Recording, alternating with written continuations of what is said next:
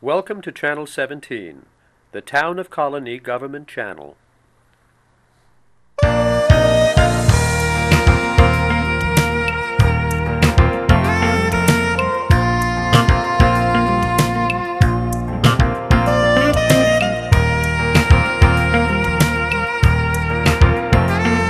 right, so welcome. Our new book review. A quick note, next month, Sister Ann Bryan Smallin, many of you know her, she's going to be reviewing I Feel Bad About My Neck and Other Thoughts on Being a Woman. If any of you know Sister Ann, she's quite a character, so that'll be a really good one. Today, however, Paul Grondahl from next door, the Times-Union, he's probably the most known writer over there. He's the author of the Mayor Corning biography that came out 4 or 5 years ago. He's the author of the book I Rose Like a Rocket, The Political Education of Theodore Roosevelt. If you think the New York State legislature is pretty wild and crazy, you should read about it in the 1880s. It was and he has a new book, I don't know, it's about the history of the Parsons, but maybe he can mention it, I don't know. But today he's here to talk about Jonathan Franzen's book of essays, The Discomfort Zone, a personal memoir. So here's Paul to tell us about it.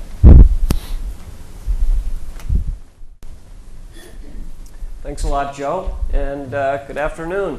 It's nice to see you all, and I see a few familiar faces, and thanks for coming out on this kind of gray, drizzly, crummy day. As Joe said, I write for the Times-Union right across the street. I cut right through. I try not to step on any flowers or hurt the grass, but I do cut through straight across, and it's probably all of 300 yards from our front door. It's a great place to come when you want to get away from editors or play hooky. Come over here, read some magazines, look at the new books, get a few DVDs, or I like books on tape or now books on CD when I drive around in my car. And this is a great library. I've been coming here since actually before I started at the Times-Union in 1984, and I've seen a lot of great things, expansion and new programs and things here. So good to see all of you. The book I'll be reviewing is Jonathan Franzen's The Discomfort Zone. Some of you may know a little bit about him or a little bit about the book, and you'll learn a little more hopefully as we go along. Personally, I can't stand the guy, but I've been a big fan of Jonathan Franzen's writing since 1988, when his first novel, The 27th City, was published by Farrar, Straus, and Giroux. I reviewed that book for the Times-Union and made a big deal out of the fact that he was 29 years old at the time, which was the same age as me. Here's a sampling of what I wrote in that review in 1988. He has talent to burn, a style, imagination, and control way beyond his years. He makes a clean break from the young, chic literary brat pack of McInerney, Easton Ellis, Janowitz, and others, and their slim, cool minimalism.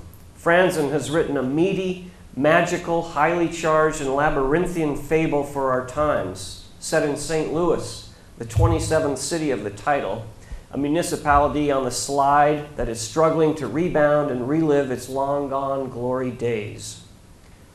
Franzen burst on the literary scene and almost as quickly began making enemies.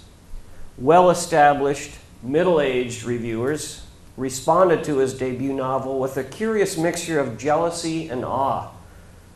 Here's what Richard Eder, a Pulitzer Prize-winning critic for the Los Angeles Times, wrote of 27th City.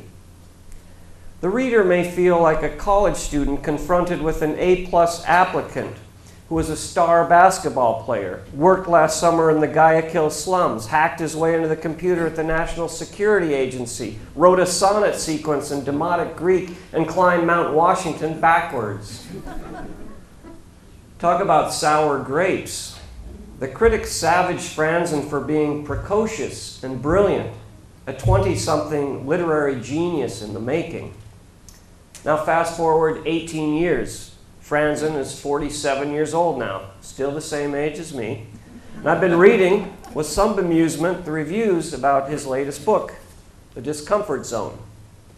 It's a collection of personal essays, and some of the critics have offered nasty personal attacks on the author. They're also still bashing him for his dust-up with Oprah Winfrey, in 2001. She'd selected his third novel, The Corrections, for the Oprah Book Club, planned to have him come on the show and talk about the book. But Franzen was quoted in newspapers saying he wasn't sure he wanted that corporate logo stuck on the cover of his book, and also that some of Oprah's previous picks were commercial schlock, as he put it. Oprah didn't take kindly to his put-down and withdrew her invitation. It turned into a literary tempest, although The Corrections went on to critical acclaim and won the National Book Award. Franzen's perceived diss of the beloved TV icon angered many. And in his latest book, The Discomfort Zone, I found it to be a rather haphazard memoir, assembled from occasional personal essays, several of which had been previously published in The New Yorker. But I must say, there is, as some critics have commented, some smugness, some arrogance, and a high jerk quotient from some of the pieces in the book. But to my mind, that doesn't make him any less dazzling for his literary skills. In the same way that I read him in 1988, I read him in 2006, and that's primarily as a stylist. I don't think this is a book at all. It doesn't really hold together and amount to much of anything, but its parts are greater than the sum. The mistake other reviewers made is that they failed to separate Franzen, the self-absorbed lout, from Franzen, the stylist extraordinaire, a literary heir to Dreiser or Steinbeck or Dos Passos. Franzen has a way of looking back on his life and turning the most mundane coming-of-age event into a dazzling display of self-examination, often with a lacerating criticism of his antiseptic suburban adolescence in St. Louis and his outwardly ordinary but inwardly dysfunctional family. I'll read a short passage of his recollection of a boyhood trip to Disney World. Kind of a classic scene. A lot of kids have been to Disney World, but just take a close listen to what he does with this scene, and you'll see what I mean by his style is so important. And he's not a likable person in a lot of ways. I mean, he's very critical of his parents, of his upbringing, but here's his remembrance, critical of himself also, about a trip to Disney World.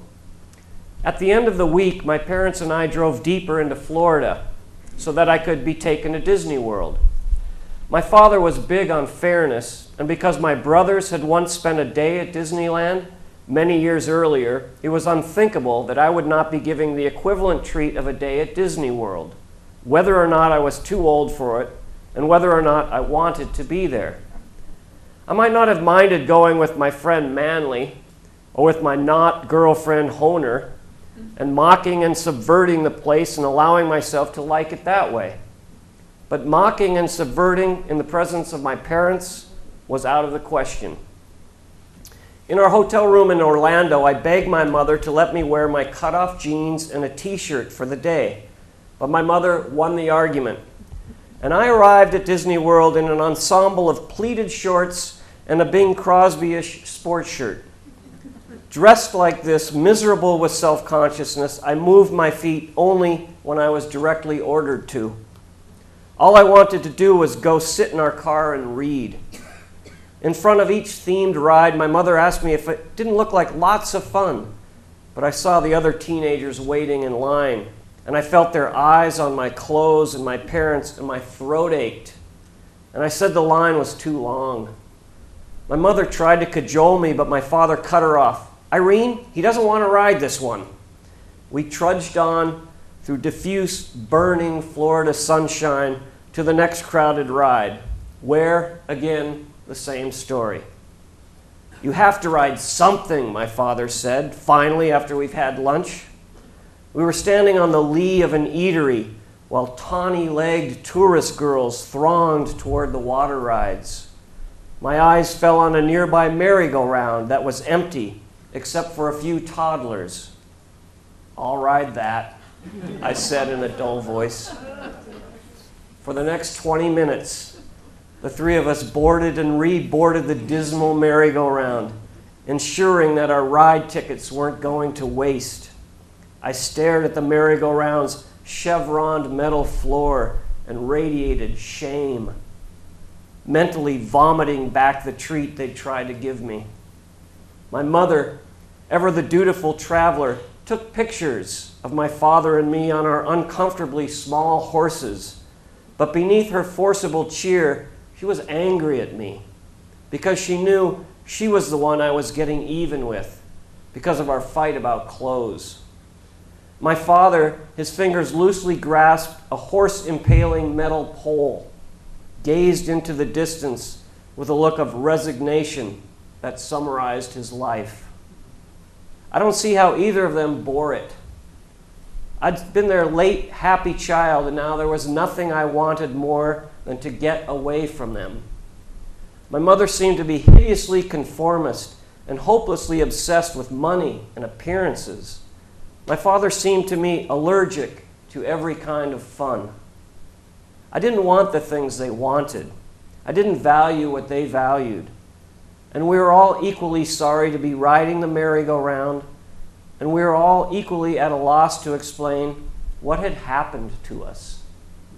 That's just a really powerful, incredible scene of, everyone tells a story of their trip to Disney World, but he takes it in a different direction. It's funny, it's dark, it's sad, and his novels are like that. And the novels he's written, when you read this book about his growing up and his recollections and his memoir, you see that he mines that material. He really digs into this anger and clash with his parents and his family to create his fiction. Like many sections in this book, that one that I just read both breaks my heart and causes me to rail at Franzen as a snotty, bratty kid. The same thing might be said of his adult worldview, particularly when he complains about feeling put out. This is in a later section of the book. He feels put out about being solicited to donate money to assist Hurricane Katrina victims. He makes some dubious rationale for his cold-hearted dismissal of the victims and says it's the federal government's problem, not his. He doesn't say so in so many words, but his message is that how dare anyone, even those who lost a family member or were displaced from their homes, impose on this novelist's self-absorbed world of fantasy. At that point, you may feel like lobbing the book across the room or tossing rotten tomatoes at the author. But in the next piece, he'll describe his feelings about seeing his father descend into the abyss of Alzheimer's, or his mother's stoicism at battling cancer, and of having to go through her personal effects in selling her house after her death. It's clear from his descriptions of his life growing up that the corrections in his other novels were taken from his own life. To me, that does not diminish their brilliance in the least. Franzen manages to show himself as oddly likable, quirky, and vulnerable in two extended essays about his lifelong personal passions, the Peanuts comic strip and bird watching. He makes no bones about it. He's geeky, odd, neurotic, and often behaves despicably.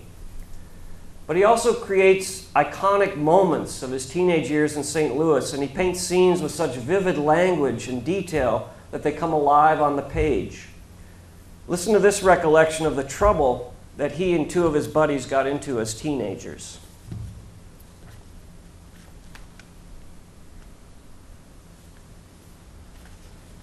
I was probably nobody's idea of an ideal fellow gang member. But I came with Manley and Davis, my old friends, who were good athletes and avid climbers of public buildings. In junior high, Manley had broken the school record for pull-ups, doing 23 of them. As for Davis, he'd been a football halfback and a starting basketball forward and was unbelievably tough. Once on a January campout in a deserted Missouri State Park, on a morning so cold we split our frozen grapefruits with a hatchet and fried them on an open fire. We were in a phase of cook-it-yourself fruitarianism. We found an old car hood with a tow rope attached to it. Irresistible, irresistible. We tied the rope to our friend Lunty's travelall, and Lunty drove at ill-considered speeds along the unplowed park roads, towing Davis while I kept watch from the back seat. We're doing about 40 when the road plunged unexpectedly down a hill. Lunty had to brake hard and steer into a skid to avoid rolling the travelall, which cracked the tow rope like a whip and flung Davis at a sick-making velocity toward a line of heavy-duty picnic tables, stacked up in falling domino formation. It was the kind of collision that killed people. There was a sunlit explosion of sparkling powder and shattered lumber. And through the rear window, as the snow settled and Lunty slowed the vehicle, I saw Davis come trotting after us, limping a little and clutching a jagged shard of picnic table. He was shouting, he said later, "I'm alive, I'm alive." He demolished one of the frozen tables, knocked it into 100 pieces with his ankle. I mean, what a scene. What kid didn't do something like that? But who could write about it 30 years later like that? I mean, as a writer, you'd give your left arm to be able to write a scene like that. It's just beautiful. The tension, the build-up, the humor. Even though he spends much of this book deconstructing his mother from deep within a well of pain, memory, and haunting regret, Franzen does manage to redeem himself after such an extended display of horrid solipsism by describing his mother in tones that suggest a son's abiding love.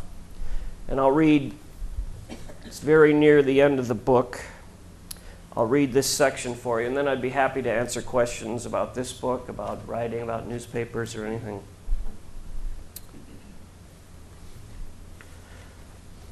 To know that something is doomed and to cheerfully try to save it anyway, it was a characteristic of my mother. I had finally started to love her near the end of her life, when she was undergoing a year of chemotherapy and radiation and living by herself. I'd admired her bravery for that. I'd admired her will to recuperate and her extraordinary tolerance of pain. I'd felt proud when her sister remarked to me, "Your mother looks better 2 days after abdominal surgery than I do at a dinner party." I'd admired her skill and ruthlessness at the bridge table, where she wore the same determined frown when she had everything under control as when she knew she was going down. The last decade of her life, which started with my father's dementia and ended with her own colon cancer, was a rotten hand that she played like a winner. Even toward the end, though, I couldn't tolerate being with her for more than 3 days at a time. Although she was my last living link to a web of Midwestern relations and traditions that I would begin to miss the moment she was gone, and although the last time I saw her in her house in April 1999, her cancer was back and she was rapidly losing weight, I still took care to arrive in St. Louis on a Friday afternoon and leave on a Monday night. She, for her part, was accustomed to my leavings and didn't complain too much. But she still felt about me what she'd always felt, which was what I wouldn't really feel about her until after she was gone. "I hate it when daylight savings time starts while you're here," she told me when we were driving to the airport, "because it means I have an hour less with you." And I'll leave you. It's beautiful. I mean, the passage of this book will make you cry. The guy, he's very honest about how miserable and how awful he was to his parents, but that scene, he kind of redeems himself a little bit at the end. I think that's a fitting place for me to end this review, and I'll reiterate the main message that I started with, that while I may loathe the writer, I deeply admire the writing. Thank you.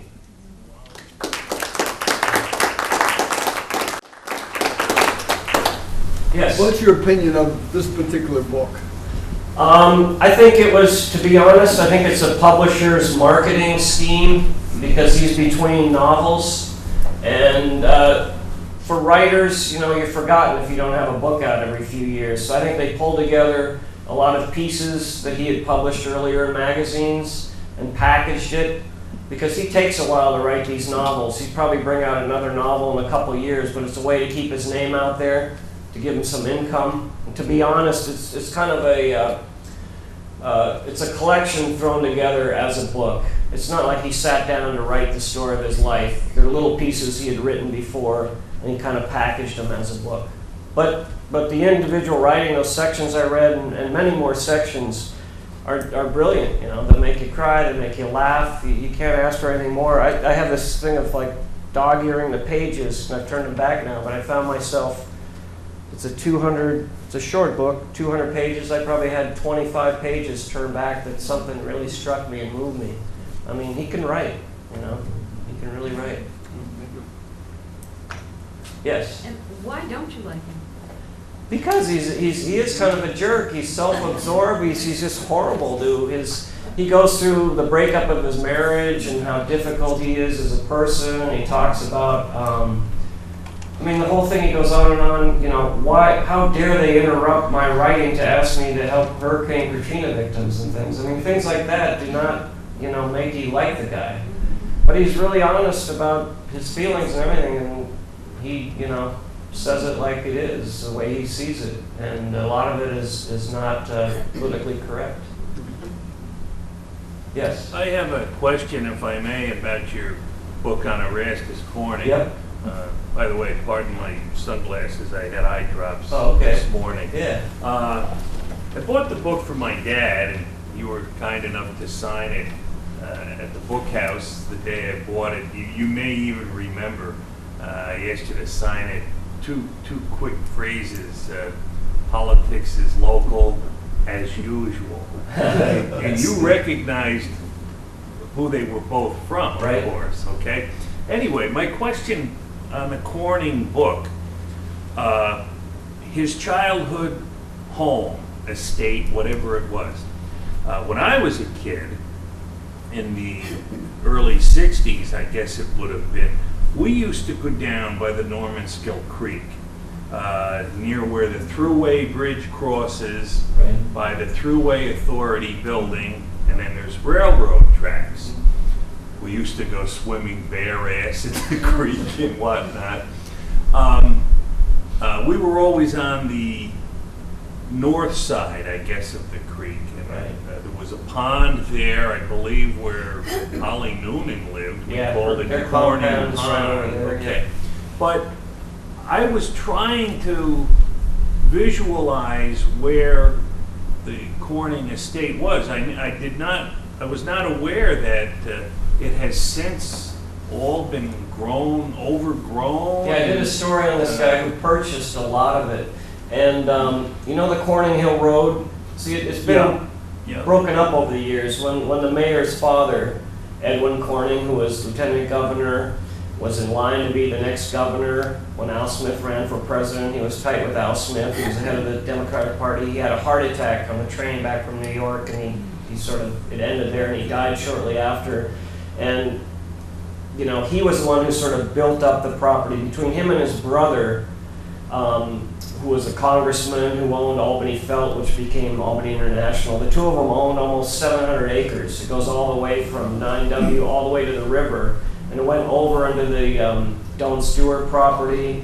And now their parcel, since the mayor was young, was only, you know, the Corning Hill Road that goes down. That was the boundary on that side, and it goes down from the Big M truck stop there on the corner. It goes down towards the river and a little bit the other way, I guess that's south. And now it's down to about, this guy bought 100 and some acres, and another person purchased the house where the mayor lived, which was actually the gardener's cottage when there was a mansion there. They purchased that in a couple acres. So from 700 acres, both sides of the road, whatever by Don Stewart, is down to about 105 acres, owned by two different people. And one guy's making it a nature preserve, and the other people just have it as a family home and raise their family and have a couple acres. Yeah, but great question. Right, I couldn't visualize where it was. It's on the downward side of 9W. There's a little access road right off of where 9W and the Corning Hill Road come together at Route 9M. And you can go down, drive down that, and you can see the little,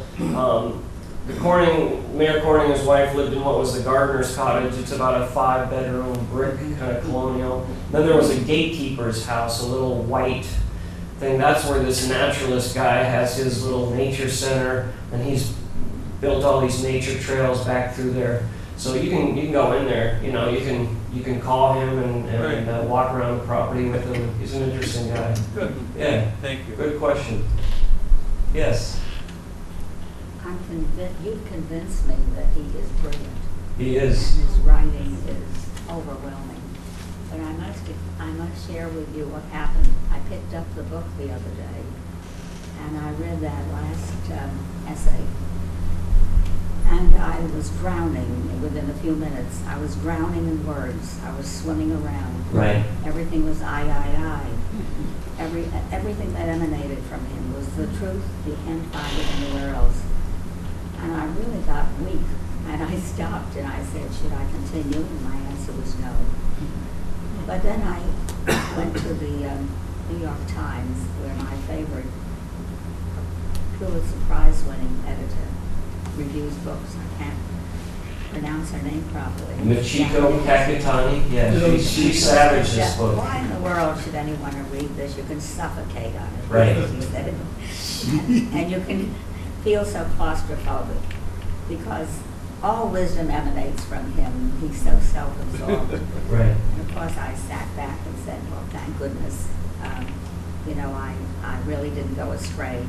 But you put me back on the right track. I mean, it's interesting. What do you read for? Do you read to get a message, to be educated? Do you read for just to let the language roll over you like a waterfall? I mean, that's what the way I read him is the way he uses words and builds his sentences. I don't think he has any great insight to the world today. In fact, when he says these horrible Katrina victims, I hate the guy right away. I covered Katrina for a week and I saw that tragedy, and it's horrible. So somebody up here in his fancy New York apartment who just sits and writes all day to say, like, how dare they intrude upon my space? I mean, I don't like that. So if I was reading for the message, I would be critical too. This guy's so self-absorbed, he can't feel anyone's pain outside his little cocoon. But when I read the way he can put sentences together, he can choke me up by what he says, and he can get to this deep, awful, but ultimately, beautiful depiction of his relationship with his mother. I mean, that's a talent. I think she was reading him for, did he have anything to say? Did it hold together as a book from beginning, middle, and end? And I agree, no. I would give him a failing grade for those things, but these certain passages where he can take you places and make you feel an emotion of a boy or a teenager or anyone whose mother has died and they've gone through that, I mean, that's a real skill, I think. So she's a great reviewer, and I read hers, and she really, lit into him. And I didn't disagree. I was judging him on a different scale. Now I know why the Times didn't hire you. This is Bill Clinton, by the way.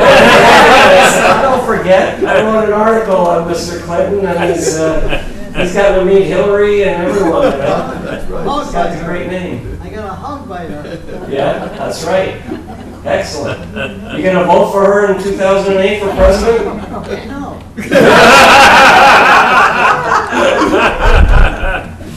Excellent. Any questions about newspapers or other I have a things? question. You mentioned that Jonathan Franzen is one of your favorite authors. What other authors do you really like? Good fiction-wise. I mean, there's so many. It's about this size. If you like novels and just want to pick up a beautiful book, it's Gilead by Marilyn Robinson. Won the Pulitzer Prize, I think, 2 years ago. It's all written from the perspective of this aging preacher, and it's kind of like an extended sermon, but it's poetry, it's philosophy. It's no bigger than this, 200 pages in this format. I mean, that book will move you. You'll never forget that book. I don't know, I read so much stuff right now, but my all-time favorite, I was a literature major in college and in graduate school, so Steinbeck, Hemingway,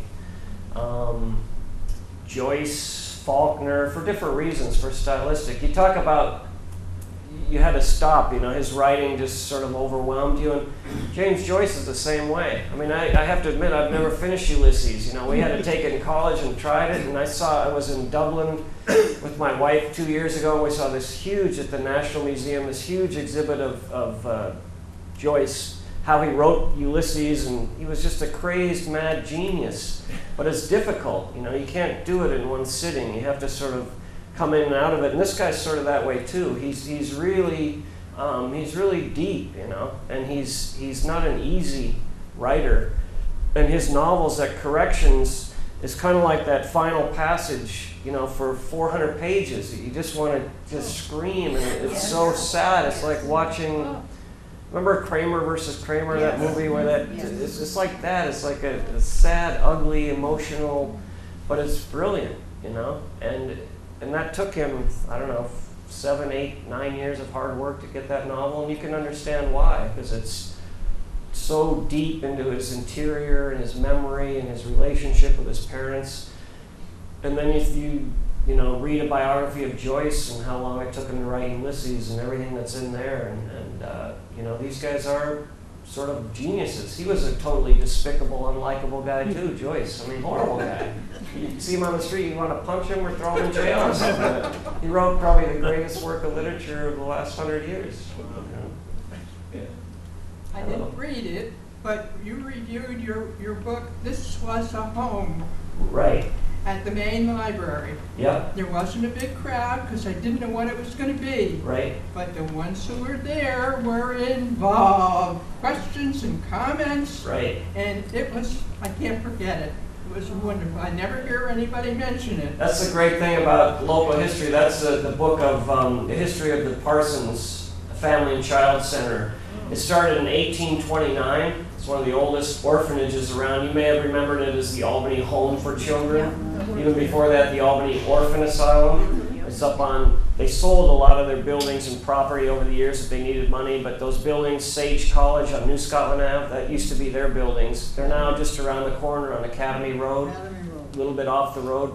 But they're still going after 175 years, and that was the book. And what was fun about this talk at that was at the Albany Public Library is that people there had stories, you know. They remember the kids from the Albany Home for Children 50 years ago. Either they were in the neighborhood, or they went to school together, or they went to school 19, these kids. So the nice thing about local history, and I did the biography of Mayor Corning, people in this room, I'm sure, have stories or memories of Mayor Corning. I keep hearing new things, and if you lived here for any amount of time, you're kind of invested in part of this local history. So I'd encourage all of you to write your memoirs, you know. Has anyone ever, tied up to a travel wall? Those are like the big Suburbans and whipped along. I mean, I love that scene. We did stuff like that. We grabbed onto the back of buses as kids. I mean, kids get killed now. I mean, we were lucky we didn't get killed. But things like that, I mean, you could just picture that. That was so vivid for me. And he grew up at the same time I did. He grew up in the 70s when he was in junior high and high school and things. And, he can recreate that in a way that's really spectacular. Who's Gilead by again? Marilyn Robinson. Okay, thanks. I'm sure they have copies here. It's a beautiful, beautiful, book. And she worked on that book 23 years prior to her life. And you think, how did it take her that long? It's only 200 pages, a page a year or something? But it's like, I don't know, an analogy like the finest single malt whiskey. It's like aged and boiled down. It's like poetry. Every line you can see she worked and reworked and reworked. And you don't think it's going to be much, but it has so many layers, and you think about it after you put it down and things. I think the best books do that. That's just an example. I don't know, some more recent ones that I read that were good. I read a beautiful novel, first novel, and I wrote a story about her. She's Korean American. She grew up in Clifton Park, went to Shenandoah High School. Catherine Min, here's one to write down. This will move you and make you cry, and just, it's called Secondhand World, and it's about growing up in a Korean American household. Her parents came over after the Korean War, never quite fitting in, wanting to be like the other kids, but not. Talking about, they've even, a lot of Korean women have gone to the extent of having eyelid surgery to look more Western to fit in. And it's all about trying to assimilate, but also keep your cultural identity. And it's a beautiful, Catherine Min, M-I-N. It's called Secondhand World. It just came out a couple months ago. That's a beautiful book. But I read a lot of nonfiction too. A lot of it's, half research. You're always trying to work on the next project and read to learn. So that's why I would, review a history book or biography on different terms than I would this. There you're reading for, did the historian break new ground? Did they dig out new information? Did they hold the whole story together? Does it flow? But I'm just reading this for just the way he can put words together and words on a page. Yes. Would you care to enlighten us with your next project, or? Well, I'm trying to get a publisher interested. It's kind of like newspapers. Joe and I were talking about this. I mean, everything's the internet. I bet I can guess what the answer would be, but how many here have the internet and are online? I mean, my parents don't have a computer. They're in their late 70s. They don't have a computer. My kids live on the computer, 11 and 16. They haven't cracked my books. They don't read the newspaper. That they read it online. If I put my books on a website, they'd read it. But it's just in 2 generations, it's just completely changed. So book publishing is going through a difficult period, as newspaper publishing is. So I have an idea. I want to do the Ronald McDonald House. I've done a lot of stories there over the years, and they're just very moving, beautiful stories of families helping each other, sick children. There's a lot of drama. There's a lot of hope. There's some sad outcomes and things. And I'm trying to get a publisher interested in that book, and right now I'm not having any luck. They look at it now much more dollars and cents. How many copies can it sell? How much profit can we make? That's why you get this kind of branding or celebrity book publishing now. I don't know who you like, Oprah, perfect example. She could write anything and they'll sell a couple million copies because she's a celebrity, she's a brand. John Grisham, Stephen King, they can put out anything, put their name on it, and it'll sell. But it's tougher when you're not a big name, and you sort of have to convince them to publish you and tell them, well, if you break even, you're going to be doing all right. They don't want to hear that. Would you consider, for example, if you have no success with this project or this topic, who, for example, if you went looking back into, say, local history, who might you select? I mean, you've done Corning, right. You've done Theodore Roosevelt. There's a lot of great characters who kind of use this as a stepping stone or a crossroad. I mean, you think of all the other Roosevelt, FDR or Al Smith. Most of them have been covered very well. I might be able to find a slightly different angle or some new material or something, but I think it would probably be a political figure. Gerald like Jennings. that. Yeah, Gerald Jennings. Yeah. Okay. Yes. I Yeah. heard you were going to write a book about the history of the Times Union. I didn't do a book, but I did a long 6-part series and a lot of articles. We put out a special section. I don't think I could get a publisher interested in that, to be honest. I don't think there's enough to make them any money. I mean, if I could, I would. I've done a big chunk of it already. Yeah.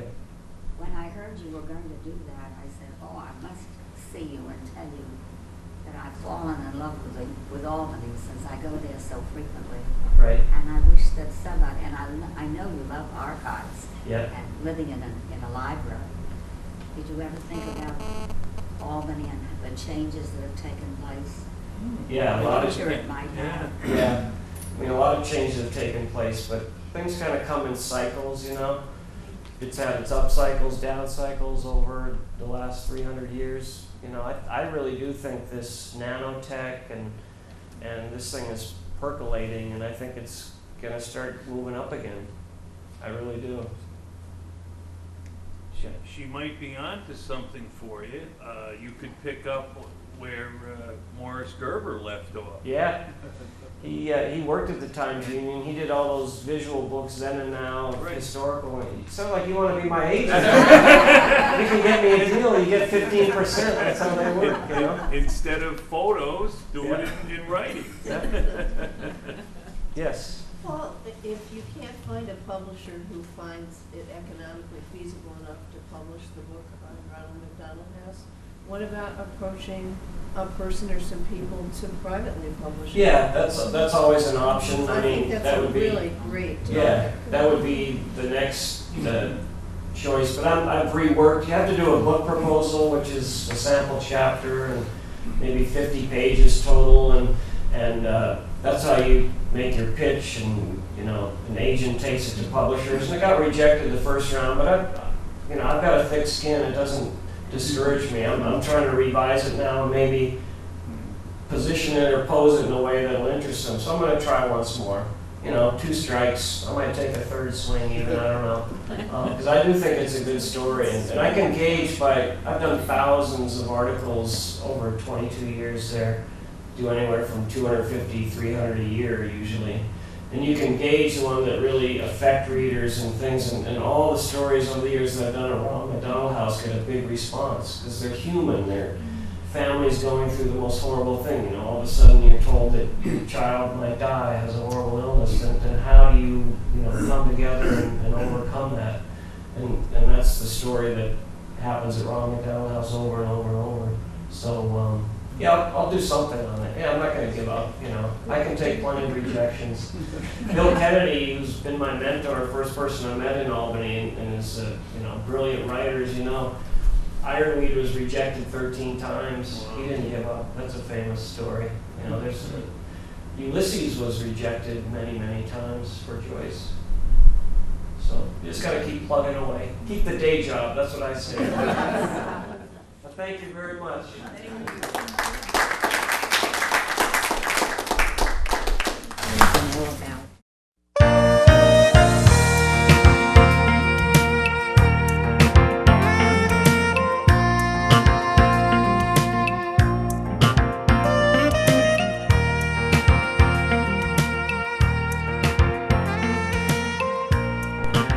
Welcome to Channel 17, the Town of Colonie Government Channel.